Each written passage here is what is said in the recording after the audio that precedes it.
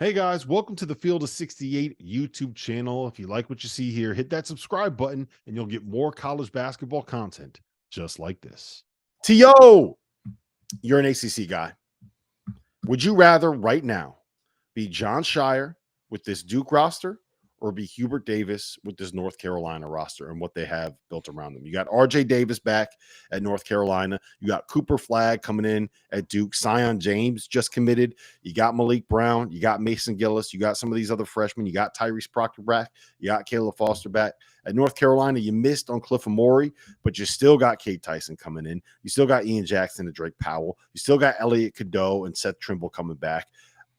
I kind of like North Carolina a little bit more right now, but I feel like I could be convinced by someone that's going to tell me that Cooper Flagg is going to be an absolute monster next season. Rim protection was an issue for Duke this year. It's not going to be an issue next year. How do you pronounce his name? Kaman Mulak? Malak? How do you pronounce that? You know? Malak. You had him at the Hoop Summit, didn't you? I did. Yeah. Malak, like, what was your takeaway with that one, Fanta? Seeing him in person, he's massive. He is massive. Massive. Great kid. Needs to mold. He needs certain things. A good amount of development. He's very raw.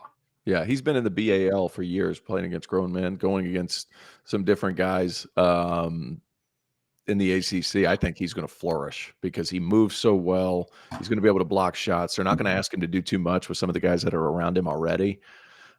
He's going to be something to watch. And Cooper Flagg and him, forget that. Around the rim, you're not getting much. What I'll say about North Carolina is RJ Davis comes back for his 12th year of eligibility. He's going to score 7,000 points in a North Carolina uniform.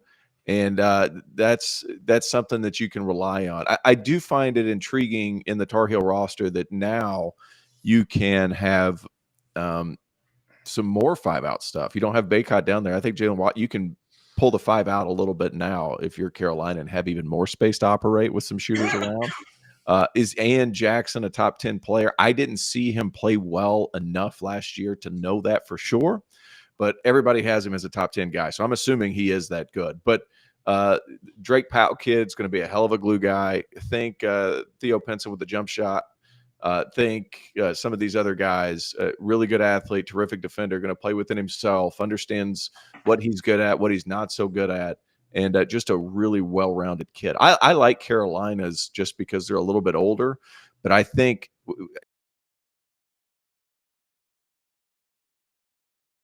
Whether you are a world-class athlete or a podcaster like me, we all understand the importance of mental and physical well-being and proper recovery for top-notch performance. After a 6-month season loaded with cross-country travel, I can promise you that proper recovery is a priority for me these days. That's why I'm excited that Unified Healing is sponsoring this episode of the Field of 68.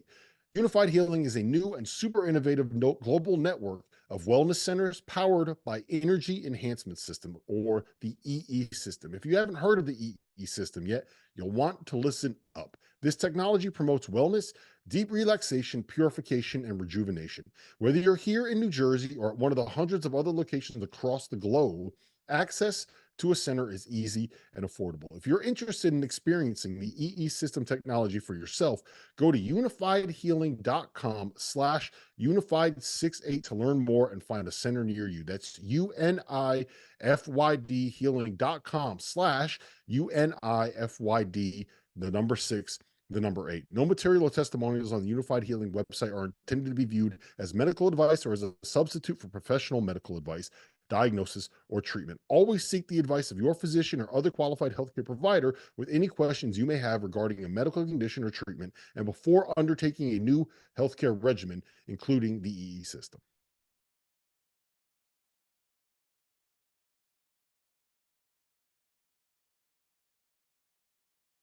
Before, there's a couple more that I want to hit you on. I'm going to start with this. Did UConn do enough to have a shot at a three-peat? T.O. Talk with Fanta about this. Did they do enough? Right? Because I think when you look at who they are losing, at least 4 guys that are all going to get drafted, right? Potentially a 5th, an Alex Caravan that has a chance to also get drafted, right? You lose your entire starting lineup, and you're bringing back you could lose your entire starter. I don't know. I don't have any information on what Alex Karaban's going to be doing, but you add Aiden Mahaney and Terrace Reed and a freshman, and we're going to sit here and say that's enough. Like, are you buying them as being able to come back and potentially win a third straight championship? T.O., yeah, you. Okay, look, here's I'm never going to doubt the Hurley system, but I think they can make a Final Four. It just kind of depends. Does Caravan come back? Terrace Reed Jr. is a good player. I'm not sure he's going to have a Klingon type impact or anything like that. Samson Johnson, I'm a fan of.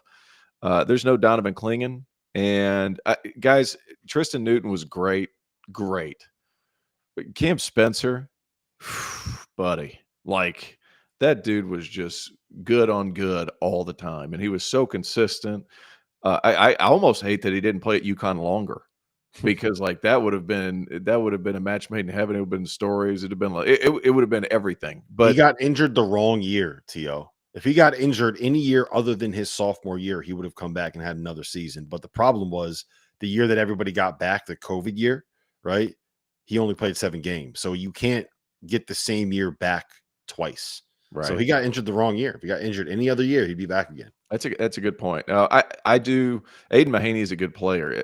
As far as an efficiency perspective, Cam Spencer was just so good.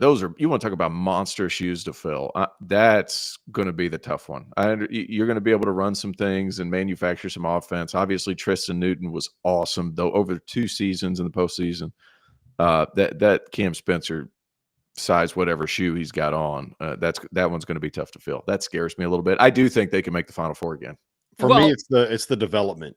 You need Solo Ball, Jalen Stewart, and Jaden Ross to all take significant step forwards. Yep. Especially steps forward, especially if Caravan doesn't come back.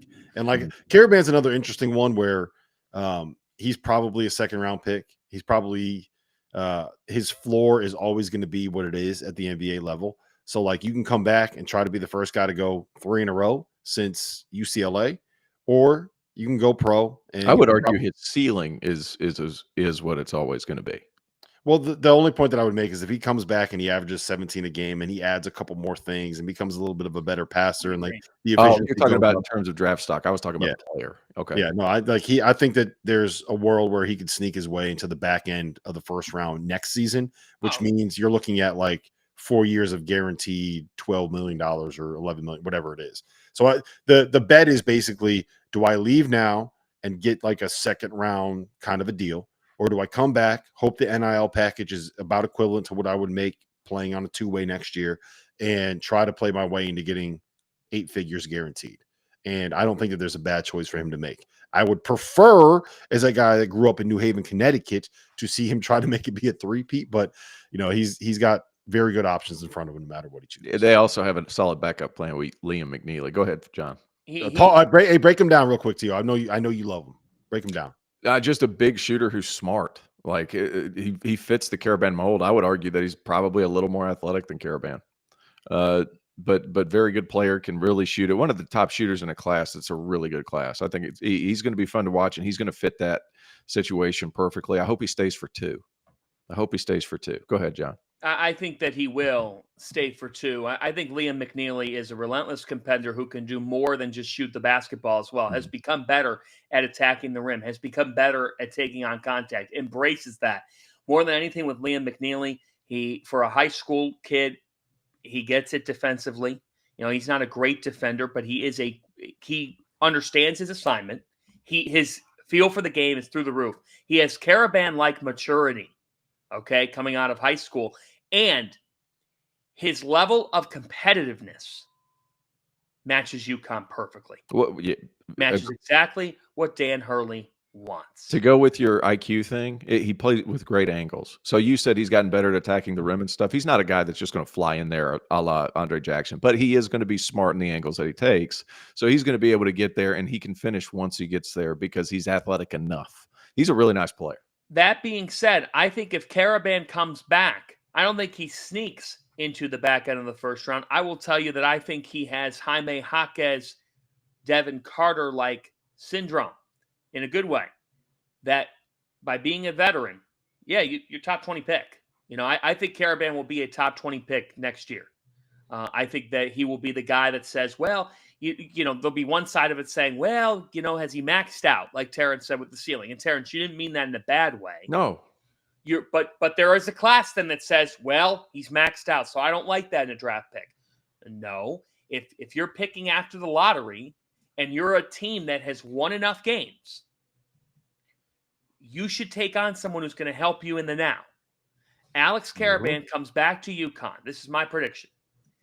He comes back to UConn. Dan Hurley runs even more stuff for him. He is their leading scorer. He becomes their centerpiece, right? We are leading every conversation with him instead of talking about him second or third or fourth on their list. And if they're a top 5 to 10 team, he's going to enter the draft cycle as a first rounder next year. And a guy that I think will continue to leap forward and be a top 20 pick. To me, it benefits Caravan to come back to Connecticut for all those reasons. Yeah, I get it. I also get the idea that, hey, I'm going to go and try to capitalize on it now because I am what I am. Like I said, it's all going to depend on what happens in the combine, what happens with how he measures the interviews, like how he measures. Like it's impossible to say what the right decision is right now because this draft is so, let's just say, wide open that who knows? Caravan could end up being the 29th pick this year.